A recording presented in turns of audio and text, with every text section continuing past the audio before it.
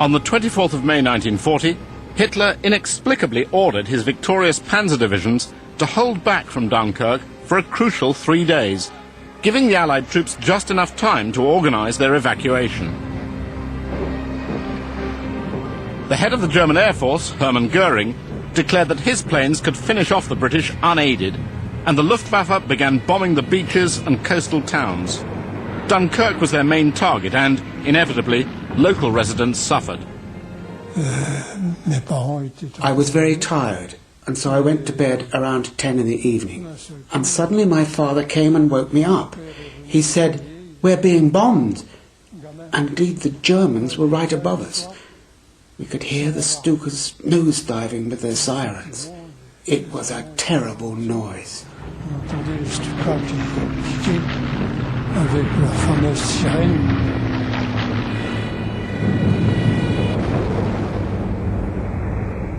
The destruction of Dunkirk was just unbelievable. We were waiting there, and an incendiary bomb fell onto the cafe. We had to go out through the cafe, otherwise we would have been trapped. So we managed to get out of this cellar and escape just the way we were, in our night clothes, since our normal clothes were stuck back in the burning cafe. As we came into Dunkirk, it was completely ruined. As far as the bombing is concerned, because it was continuous right from about 6 o'clock in the morning to about 6 o'clock in the evening. It was non-stop. The bombs were falling left and right all over the place.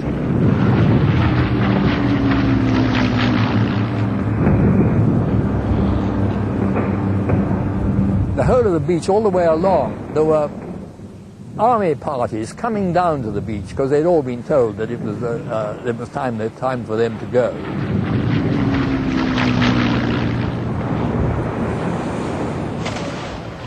What it was all about was getting soldiers into boats, and this was very difficult. Most of the soldiers were terrified of the water. We had to get them to wade out to the boats, and by the time they got up to their chests, many of them were very frightened. When I walked down towards the sea, I wasn't walking on sand, I was walking on dead bodies.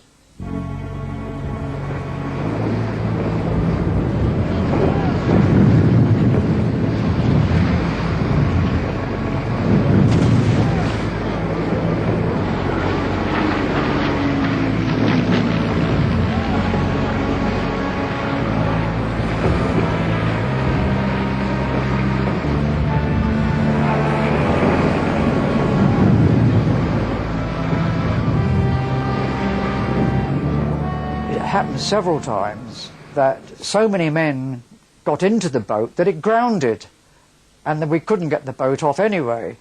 So we then had to tell these fellows, "Well, I'm very sorry, you've got to get off, because this boat isn't going anywhere."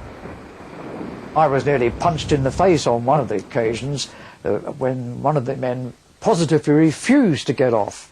One of the things that was done, the army, engineers I suppose, built sort of pontoon out of lorries and things. So the soldiers were able to get into motorboats which could come alongside, and that made life very much easier.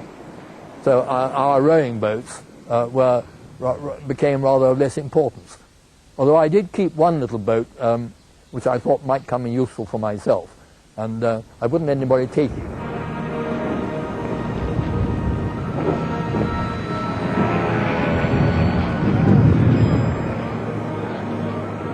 I remember I went down right up to about halfway in water.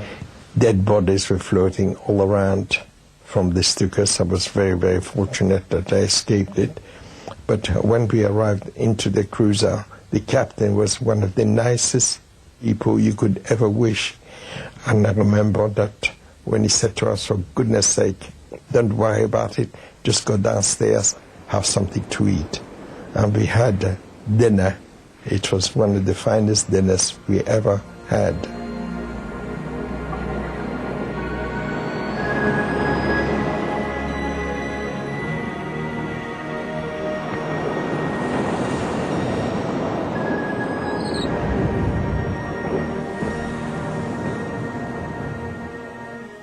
The commander of the BEF, General Gort, was also at Dunkirk. General Gort came down to me and said, I've got to go out to that destroyer. Can you get me out there? So I got my little boat, which I'd kept quietly, and put General Lord Gort and another officer who was probably his chief of staff, and I rowed them out to the destroyer. In fact, the message was an instruction for General Lord Gort to get out. They didn't want the commander-in-chief of the British forces to be taken prisoner. But on the last night, of course, by that time, the Germans were less than a mile away, and it sounded as if they were on top of us. And to listen to the machine guns rattling away all night, it really was quite frightening.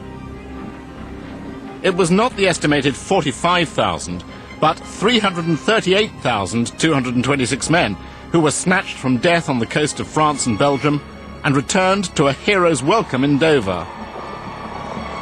It took approximately, I would say, about 6-7 miles to get to Dover, and we arrived in Dover. It was fantastic. It was nice and calm. It was like going out from hell to heaven. The Dunkirk miracle, Operation Dynamo, saved 200,000 British and 140,000 French lives, and Britain's new Prime Minister, Winston Churchill, saluted a great success.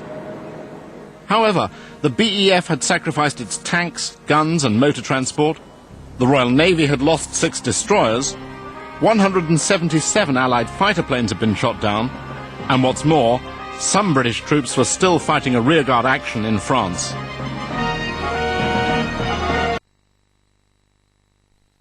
The month, they had split up most of the Allied troops and were driving them towards the English Channel. Between the 26th of May and the 4th of June, 338,000 Allied troops were saved from the Dunkirk beaches in an evacuation which came to be seen as a miracle.